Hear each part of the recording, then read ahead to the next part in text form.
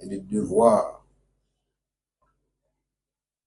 que nous possédons aujourd'hui au lancement officiel des travaux de réhabilitation et d'élargissement du tronçon Carrefour SOS, Carrefour de l'aéroport international du Cap-Haïtien sur la route nationale numéro 6.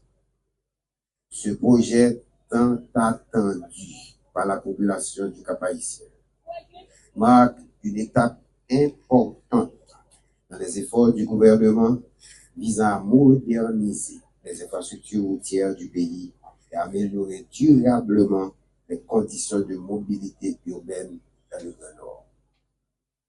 La réalisation de ce projet d'envergure s'inscrit en droite ligne avec la vision de modernisation portée par le Premier ministre, son Excellence M. Alix Didier Fils-Aimé, dont le leadership et l'engagement envers le redressement des infrastructures nationales constituent le socle de notre action gouvernementale.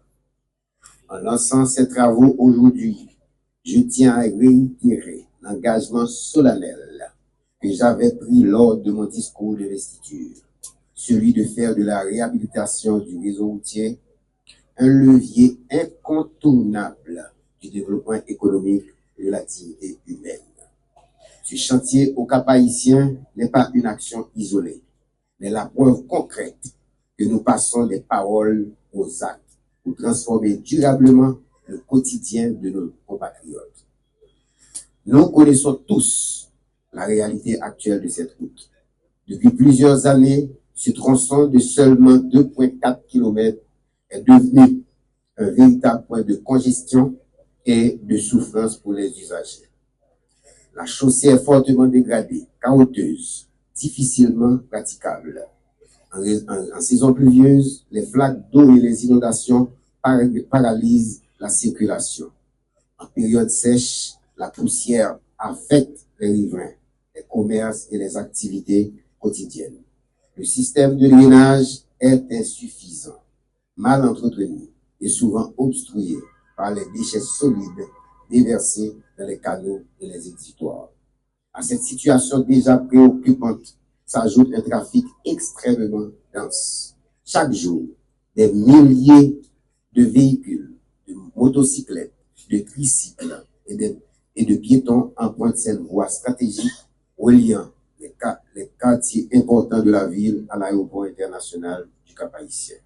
Les conséquences sont connues de tous. Des embouteillages interminables, des pertes de temps considérables, des difficultés majeures pour le transport en commun, des conditions pénibles pour les travailleurs, les commerçants, les étudiants et les écoliers. Face à cette réalité, le gouvernement a choisi d'agir. Le projet que nous lançons aujourd'hui constitue une réponse concrète à cette situation devenue insoutenable.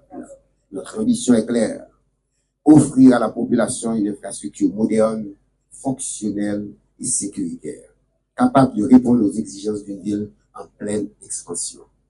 La nouvelle route sera construite en béton bitumineux, ça relève asphalte, et comprendra 4 voies de circulation de 3,5 mètres chacune, soit 2 voies de chaque direction. Un terre-plein central d'1 mètre sera aménagé afin de faciliter la traversée sécuritaire des piétons et d'améliorer l'organisation du trafic. Le projet prévoit également des trottoirs de 2 mètres de chaque côté de la route, un système de drainage longitudinal adapté, des ouvrages hydrauliques de traversée pour améliorer l'écoulement des eaux, une meilleure gestion de la circulation des tricycles grâce à une voie semi-dédiée. C'est un rêve.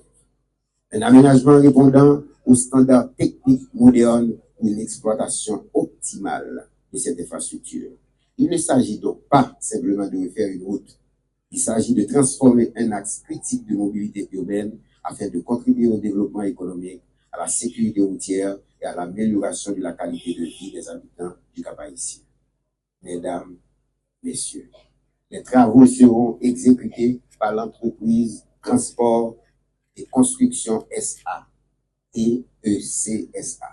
Ils débuteront dès la semaine prochaine avec les opérations d'implantation et les travaux préliminaires. La durée d'exécution est estimée à 10 mois. Nous sommes conscients que cette période de travaux entraînera temporairement certaines contraintes pour les riverains et les usagers. Toutefois, ces désagréments sont le prix nécessaire pour construire une infrastructure durable au bénéfice de toute la collectivité. C'est pourquoi nous sollicitons la collaboration de toutes les parties prenantes, les autorités locales, les riverains, les transporteurs, les commerçants, les organisations communautaires et les citoyens.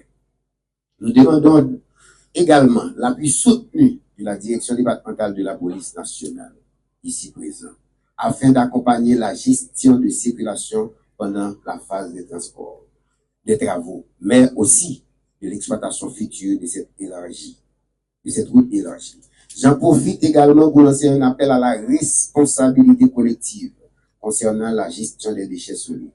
Aucune infrastructure, aussi modèle soit-elle, ne peut fonctionner durablement si les réseaux de drainage continuent d'être utilisés comme dépotoirs. Je répète, aucune infrastructure, aussi moderne soit-elle, ne peut fonctionner durablement si les réseaux de drainage continuent d'être utilisés comme dépotoirs. Le gouvernement demeure pleinement mobilisé pour améliorer les conditions de déplacement de la population et répondre progressivement aux nombreux défis d'infrastructure auxquels fait face le Cap haïtien. Je voudrais remercier tous les partenaires techniques et financiers, particulièrement la Banque mondiale, ainsi que les équipes techniques du ministère des Travaux publics, Transports et Communications. À la population du Cap haïtien, je veux dire ceci: ce chantier est le vôtre. Cette route est votre patrimoine. Ensemble, nous devons en assurer la réussite et la préservation. Sur ce, je déclare officiellement lancer les travaux de réhabilitation et d'élargissement du tronçon Carrefour SOS, Carrefour de l'aéroport international du Cap haïtien. Le gouvernement demeure pleinement mobilisé pour améliorer les conditions de déplacement de la population et répondre progressivement aux nombreux défis d'infrastructure auxquels